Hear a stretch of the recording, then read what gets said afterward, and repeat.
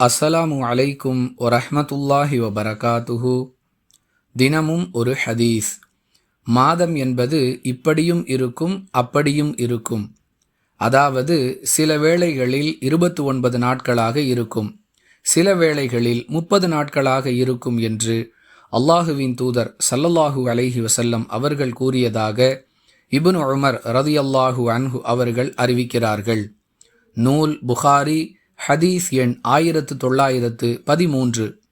அன்பிற்குரிய அல்லாஹுவின் நல்லடியார்களே, ஆங்கில மாதங்களை போன்று இந்த மாதம் என்றால் அது இத்தனை நாட்கள்தான் என்று இந்த அரபி மாதத்தை கணக்கிட முடியாது. ஏனெனில் அல்லாஹுவின் தூதர் ஸல்லல்லாஹு அலைஹி வஸல்லம் அவர்களுடைய வழிகாட்டுதல் நமக்கு மிக தெளிவாக இருக்கிறது. 29வது நாளில் பிறையை தேட வேண்டும். பிறை தென்பட்டு விடுமேயானால் அந்த மாதம் 29 நாட்களோடு நிறைவடைந்து விட்டது. பிறை தென்படவில்லை என்றால் அந்த மாதத்தை 30 நாட்களாக நிறைவு செய்ய வேண்டும்.